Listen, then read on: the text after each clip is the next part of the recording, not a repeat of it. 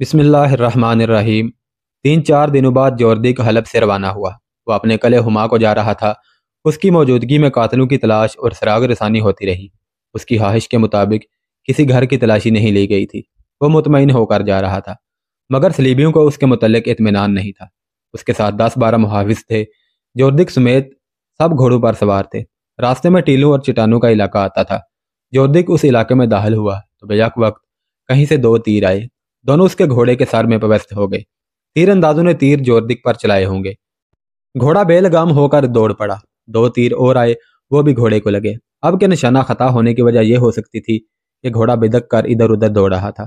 جوردک شاہ سوار تھا۔ وہ دوڑتے گھوڑے سے کود کر ایک چٹان کی اوٹ میں ہو گیا۔ اس کے محافظ ادھر ادھر بکھر گئے۔ وہ تیر اندازوں کے تعاقب میں گئے تھے۔ علاقہ ایسا تھا کہ کسی کو پکڑنا آسان نہیں تھا۔ جوردک سمجھ گیا کہ یہ کرائے کے قاتل ہیں جنہیں سلیبیوں نے اسے قتل کرنے کے لیے بھیجا ہے۔ انہیں یہ شک تھا کہ جوردک سلطان ایوبی کا دوست ہے۔ وہ جنگجو تھا۔ چٹان کی اوٹ سے نکل کر اوپر چلا گیا۔ اسے صرف چٹانیں نظر آئیں یا اپنے محافظ جو ادھر ادھر تیر اندازوں کو ڈھونڈتے پھر رہے تھے۔ ادھر آ جاؤ، کسی نے چلا کر کہا۔ ادھر آ جاؤ، پکڑ لیے ہیں۔ محافظ ادھر کو بھاگے۔ محافظوں نے 3 آدمیوں کو گھیرے میں لے رکھا تھا۔ تینوں نقاب پوش تھے، مگر ان کے پاس کمانیں نہیں تھی۔ ترکش بھی کسی کے پاس نہیں تھی۔ ان کے ساتھ گھوڑے تھے۔ انہیں اس حالت میں پکڑا گیا تھا کہ وہ گھوڑوں پر سوار ہو رہے تھے۔ تینوں نے چہرے چھپا رکھے تھے۔ ان کی صرف آنکھیں نظر آتی تھی۔ انہیں پکڑ کر جوردک کے پاس لے گئے۔ تمہاری کمانیں اور ترکش کہاں ہیں؟ جوردک نے ان سے پوچھا۔ ہمارے پاس صرف تلواریں ہیں، ایک نے جواب دیا۔ سنو بھائیو، جوردک نے بڑے تحمل سے کہا، تمہارے 4 تیر خطا ہو گئے۔ تم مجھے قتل نہیں کر سکے۔ تم پکڑے بھی گئے ہو۔ تم ہار گئے ہو۔ اب جھوٹ سے بچو۔ کیسے تیر؟ ایک نے حیرت زدہ ہو کر کہا۔ ہم نے کسی پر تیر نہیں چلائے۔ ہم مسافر ہیں، ذرا آرام کرنے کے لیے رکے تھے۔ اب جا رہے تھے کہ ان لوگوں نے پکڑ لیا۔ جوردک ہنس پڑا اور جواب دینے والے نقاب پوش سے کہنے لگا، میں تمہیں اپنا دشمن نہیں سمجھتا۔ اگر ایسا ہوتا تو اب تک میں تم تینوں کی گردنیں اڑا چکا ہوتا۔ تم کرائے کے قاتل ہو۔ صرف یہ بتا دو کہ میرے قتل کرنے کے لیے تمہیں کس نے بھیجا ہے۔ صاف بتا دو اور جاؤ۔ 2 نقاب پوشوں نے قسمیں کھائیں، تیسرا خاموش رہا۔ اپنے آپ کو عذاب میں نہ ڈالو، جوردک نے کہا۔ کسی کے لیے اپنی جانیں ضائع نہ کرو۔ میں تمہیں کوئی سزا نہیں دوں گا، فوراً آزاد کر دوں گا۔ نقاب پوشوں نے پھر پسو پیش کی۔ ان کے نقاب اتار دو، جوردک نے اپنے محافظوں سے کہا۔ ان سے تلواریں لے لو۔ 2 نقاب پوشوں نے نیاموں سے تلواریں نکال لی اور پھرتی سے پیچھے ہٹ گئے۔ تیسرا نقاب پوش ان دونوں کے پیچھے ہو گیا۔ اس کے پاس تلوار نہیں تھی۔ جوردک نے کہا لگا کر کہا، کیا تم اتنے سارے محافظوں کا مقابلہ کر سکو گے جبکہ تمہارے تیسرے ساتھی کے پاس تلوار ہی نہیں ہے؟ میں تمہیں ایک اور موقع دیتا ہوں۔ میں نے ابھی اپنے محافظوں کو حکم نہیں دیا کہ وہ تمہاری بوٹیاں اڑا دیں۔ محافظوں نے ان کے گرد گھیرا ڈال دیا تھا، اور میں تمہیں آخری بار کہتا ہوں کہ ہم میں سے کسی نے تیر نہیں چلائے، ایک نقاب پوش نے کہا۔ محافظوں کا کمانڈر ان تینوں کے پیچھے کھڑا تھا۔ اسے جانے کس طرح کچھ شک ہوا۔ اس نے اس تیسرے نقاب پوش جس کے پاس تلوار نہیں تھی، اس کا چوغا اوپر سے کھینچا تو اس کے سر کا حصہ پیچھے کو ہو گیا۔ اس نے اس کا نقاب بھی نوچ لیا، اور جب چہرہ بے نقاب ہوا تو سب یہ دیکھ کر حیران رہ گئے کہ وہ ایک خوبصورت لڑکی تھی۔ جوردک نے کہا، اسے اس کے پاس لایا جائے۔ دونوں نقاب پوشوں نے حیران کن پھرتی سے پیچھے کو مڑ کر لڑکی کو پکڑنے والے محافظ کے سینے میں تلواریں رکھ دی۔ ایک نے للکار کر کہا، جب تک ہمیں پوری بات نہیں بتاؤ گے اور ہماری نہیں سنو گے، اس لڑکی کو ہاتھ نہیں لگا سکو گے۔ ہم جانتے ہیں ہمیں تمہارے ہاتھوں مرنا ہے، لیکن ہم ان میں سے آدھے محافظوں کو مار کر مریں گے۔ تمہیں یہ لڑکی زندہ نہیں مل سکتی۔ جوردک ایک ٹھنڈے مزاج کا آدمی معلوم ہوتا تھا۔ اس نے محافظوں کو پیچھے ہٹا دیا اور نقاب پوشوں سے کہا، تم مجھ سے اور کیا بات سننا چاہتے ہو؟ بات اتنی سی ہے کہ تم کرائے کے قاتل ہو اور یہ لڑکی تمہیں انعام کے طور پر ملی ہے۔ دونوں باتیں غلط ہیں، ایک نقاب پوش نے کہا۔ ایک سلیبی حاکم اور ایک جاسوس سلیبی لڑکی کو قتل کرنا گناہ نہیں۔ یہ ہماری بدقسمتی ہے کہ ہم فرار میں پکڑے گئے ہیں، لیکن ہم خوش ہیں کہ ہم نے اپنا فرض ادا کر دیا ہے۔ یہ لڑکی مسلمان ہے، مظلوم ہے۔ اسے ہم سلیبیوں کے پنجے سے چھڑا کر لا رہے ہیں اور دمشق جا رہے ہیں۔ کیا ونڈسر اور سلیبی لڑکی کو تم نے قتل کیا ہے؟ جوردک نے پوچھا۔ ہاں، ایک نقاب پوش نے جواب دیا، ہم نے ان دونوں کو قتل کیا ہے۔ اور کیا تم نے مجھ پر اس لیے تیر چلائے ہیں کہ ہم سلطان صلاح الدین ایوبی کے دشمن ہیں؟ جوردک نے پوچھا۔ ہم اچھی طرح جانتے ہیں کہ تم سلطان ایوبی کے دشمن ہو، لیکن تمہیں قتل کرنے کی کوئی ضرورت نہیں۔ اللہ ہمارے ساتھ ہے، اس کی مدد سے ہم بہت جلد تم سے ہتھیار ڈلوا کر تمہیں تمہاری فوج سمیت اپنا قیدی بنا لیں گے۔ سلطان صلاح الدین ایوبی حسن بن صبا اور شیخ سنان نہیں، وہ للکار کر لڑا کرتا ہے، چوروں کی طرح قتل نہیں کیا کرتا۔ ونڈسر اور لڑکی کا قتل ہمارا ذاتی فعل تھا۔ حالات کا تقاضا تھا کہ وہ قتل کر دیے جائیں۔ ہم نے قتل کا ارتکاب کیا، یہ سلطان ایوبی کا حکم اور منشا نہیں تھی۔ اس نے جوردی کے گھوڑے کی طرف دیکھا جو کچھ دور مرا پڑا تھا۔ 2 تیر اس کی پیشانی میں اور 2 پہلو میں اترے ہوئے تھے۔ نقاب پوش نے کہا، گھوڑے پر سوار ہو جاؤ، ہم دونوں میں سے کسی کو تیروں کمان دو، تم گھوڑا دوڑاؤ، جس طرح بھی دوڑا سکتے ہو دوڑاؤ، دائیں بائیں ہوتے جاؤ، ہم دونوں میں سے کوئی ایک گھوڑے پر سوار ہو کر تم پر تیر چلائے گا۔ اگر پہلا تیر خطا ہو جائے تو تیر انداز کی گردن اڑا دینا۔ یہ تیر ہمارے چلائے ہوئے نہیں تھے جو تمہاری بجائے تمہارے گھوڑے کو لگے، تم معمولی سپاہی نہیں لگتے۔ جوردک نے کہا، کیا تم سلطان صلاح الدین ایوبی کی فوج کے آدمی ہو؟ اور تم کون ہو؟ نقاب پوش نے کہا، کیا تم سلطان صلاح الدین ایوبی کی فوج کے آدمی نہیں ہو؟ کیا تم اسلام کے سپاہی نہیں ہو؟ تم اپنی اصلیت کو بھول گئے ہو۔ قلعہ داری کے عہدے نے تمہارا دماغ خراب کر دیا ہے۔ تم نے اس سے زیادہ رتبہ حاصل کرنے کے لیے کافروں سے دوستانہ گانٹھ لیا ہے۔ تم درخت سے ٹوٹی ہوئی وہ ٹہنی ہو جس کی قسمت میں سوکھ کر تنکا تنکا ہو جانا لکھ دیا گیا ہے۔ دوسرے نقاب پوش نے کہا، تم اتنے اہم انسان نہیں ہو کہ سلطان ایوبی تمہارے قتل کی ضرورت محسوس کرے۔ تم اپنے کیے کی سزا بھگتنے کے لیے زندہ رہو گے۔ تم مرو گے تو صلیبیوں کے ہاتھوں مرو گے۔ تم حلب شراب پینے اور عیش کرنے گئے تھے، پہلے نقاب پوش نے کہا۔ تم اس لڑکی کے ناچ سے لطف اندوز ہونے گئے تھے۔ میں مسلمان لڑکی ہوں، لڑکی بولی۔ مجھے صلیبیوں کی محفلوں میں نچایا گیا اور وہ میرے جسم کے ساتھ کھیلتے رہے۔ ذرا سی دیر کے لیے تصور کرو کہ میں تمہاری بیٹی ہوں۔ میں نے وہاں مسلمانوں کی بیٹیوں کو ناچتے دیکھا ہے۔ تم اتنے بے غیرت ہو گئے ہو کہ اپنی بیٹیوں کی آبرو ریزی بھی تم میں غیرت بیدار نہیں کر سکتی۔ میں صلیبیوں میں 7-8 سال گزار کر آئی ہوں۔ میں نے ان صلیبی حاکموں کے ساتھ بھی وقت گزارا ہے جنہیں تم نے اپنا دوست بنا کر یہاں بلایا ہے۔ میں نے ان کی باتیں سنی ہیں۔ وہ دوستی کا فریب دے کر مسلمانوں کو آپس میں لڑا رہے ہیں۔ جوردک پر خاموشی طاری ہو گئی تھی۔ اس کے محافظ حیران تھے کہ اتنا خود سر اور دلیر قلعہ دار ان تینوں کی اتنی سخت باتیں برداشت کر رہا ہے۔ وہ گہری سوچ میں کھو گیا تھا۔ اسے وہ جھڑپ یاد آ رہی تھی جو اس نے ریمانڈ کے فوجی نمائندے سے اس مسئلے پر کی تھی کہ حلب کے باشندوں کے گھروں کی تلاشی لی جائے گی۔ اسے یہ خیال آیا کہ اس پر تیر چلانے والے صلیبیوں کے آدمی ہوں گے۔ اس نے نرم سے لہجے میں نقاب پوشوں سے کہا، میں تمہیں اپنے قلعے میں لے جانا چاہتا ہوں۔ قیدی بنا کر؟ نہیں، جوردک نے یہ کہہ کر سب کو حیران کر دیا۔ مہمان بنا کر۔ مجھ پر بھروسہ رکھو، اپنی تلواریں اپنے پاس رکھو۔ سب گھوڑوں پر سوار ہو گئے۔ جوردک کا گھوڑا مر چکا تھا۔ اس نے ایک محافظ کا گھوڑا لے لیا اور یہ قافلہ چل پڑا۔ وہ چٹانی علاقے سے نکلنے والے تھے کہ سرپٹ دوڑتے گھوڑوں کے ٹاپو سنائی دیے۔ سب نے اپنے گھوڑوں کو ایڑ لگائی اور نظر آ گیا کہ 2 گھوڑ سوار پوری رفتار سے حلب کی سمت بھاگے جا رہے تھے۔ ان کی کمانیں اور ترکش صاف نظر آ رہے تھے۔ وہ یقیناً یہاں سے بھاگے تھے۔ یہ ہو سکتے ہیں تمہارے قاتل، ایک نقاب پوش نے کہا اور گھوڑے کو ایڑ لگا دی۔ دوسرے نقاب پوش نے بھی گھوڑا دوڑا دیا۔ دونوں نے تلواریں نکال لی۔ لڑکی وہی رہی۔ تمام محافظوں نے گھوڑے تعاقب میں ڈال دیے۔ ان میں سے سب سے زیادہ تیز گھوڑے نقاب پوشوں کے تھے۔ آگے کچھ علاقہ ریت کی ڈھیریوں اور گھاٹیوں کا تھا۔ بھاگنے والے سواروں نے گھوڑے موڑے۔ نقاب پوش تجربہ کار سوار معلوم ہوتے تھے۔ انہوں نے گھوڑوں کا رخ موڑ کر فاصلہ کم کر لیا۔ بھاگنے والوں نے کندھوں سے کمانیں اتار لیں اور ان میں ایک ایک تیر ڈال لیا۔ گھوڑوں کے رخ بدل کر انہوں نے تعاقب کرنے والوں پر تیر چلائے۔ تیر ہتا گئے مگر تعاقب میں خطرہ پیدا کر گئے۔ نقاب پوش پہنچ گئے۔ فاصلہ چند گز رہ گیا تو بھاگنے والوں نے تیر چلانے کی کوشش کی مگر نقاب پوشوں نے انہیں مہلت نہ دی۔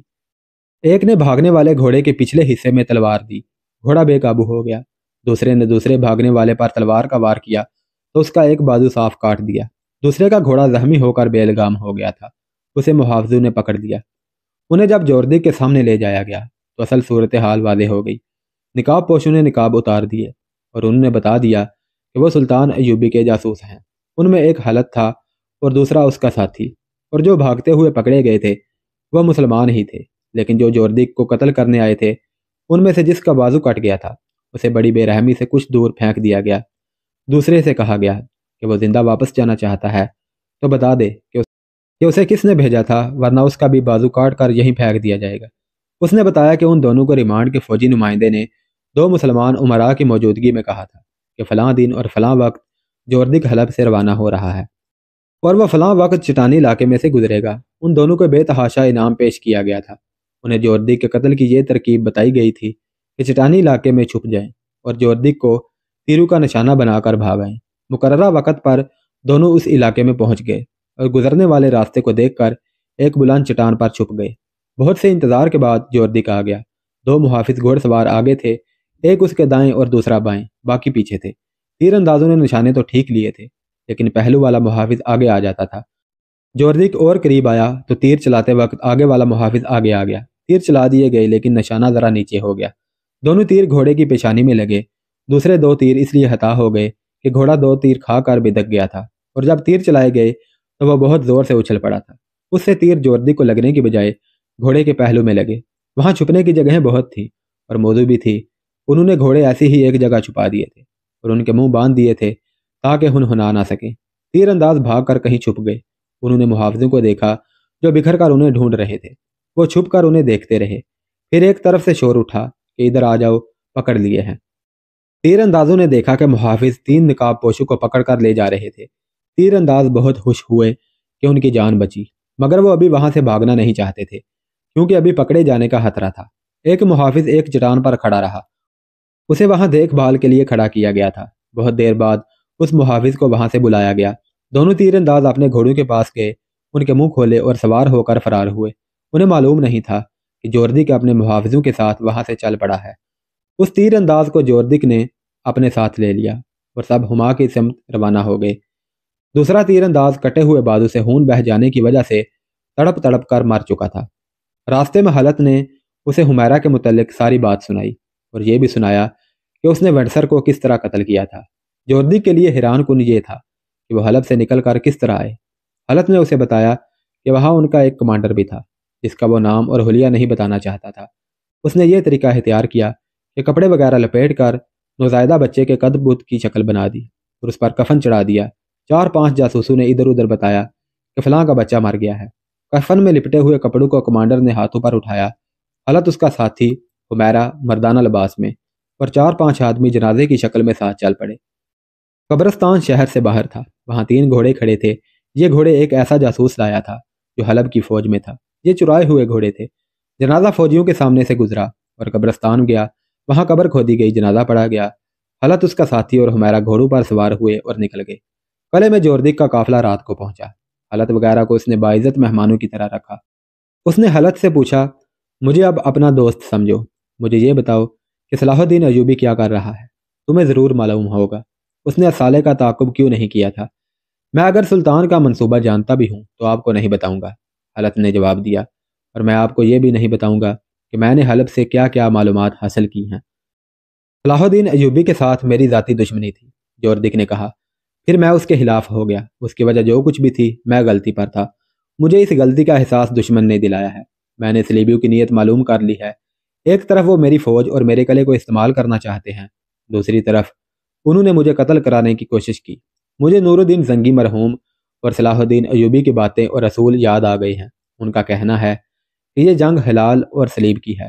یہ کسی عیسائی بادشاہ کی کسی مسلمان بادشاہ کے خلاف جنگ نہیں۔ ایوبی کہا کرتا ہے کہ جب تک دنیا میں ایک بھی مسلمان زندہ ہے، صلیبی اسے ختم کرنے کی کوشش میں لگے رہیں گے۔ غیر مسلم ہوا کسی بھی مذہب کا ہو، مسلمان کا دوست نہیں ہو سکتا۔ غیر مسلم دوستی کا ہاتھ بڑھائیں گے تو اس میں دشمنی کا زہر ملا ہوا ہوگا۔ نور الدین زنگی بھی اسی اصول کا پابند تھا۔ وہ ہمیشہ کہا کرتا تھا کہ جس روز مسلمان کسی غیر مسلم سے دوستی کریں گے اس روز اسلام کا خاتمہ شروع ہو جائے گا۔ تو کیا آپ صلاح الدین ایوبی کا ساتھ دینے پر آمادہ ہو گئے ہیں؟ حلت نے پوچھا، اور یہ بھی کہا کہ میں ایک چھوٹا سا آدمی ہوں، معمولی سا سپاہی ہوں۔ مجھے ایسی جرت نہیں کرنی چاہیے کہ ایک قلعہ دار سے یہ پوچھوں کہ وہ کیا سوچ رہا ہے اور اس کے ارادے کیا ہیں، لیکن مسلمان کی حیثیت سے مجھے یہ حق حاصل ہے کہ کوئی مسلمان گمراہ ہو جائے تو اسے اتنا کہہ سکوں کہ تم گمراہ ہو گئے ہو۔ ہاں، جوردک نے کہا، تمہیں یہ حق حاصل ہے۔ میں تمہیں ایک پیغام دینا چاہتا ہوں، یہ سلطان ایوبی کے کانوں میں ڈال دینا۔ میں تحریری پیغام نہیں دینا چاہتا، میں اپنا کوئی ایلچی بھی نہیں بھیجنا چاہتا۔ تم ایوبی سے کہنا کہ ہما کے قلعے کو اپنا سمجھو، مگر اپنے کسی معتمد سالار کو بھی پتہ نہ چلنے دینا کہ میں نے یہ پیشکش کی ہے۔ یہ ایک بڑا ہی نازک راز ہے۔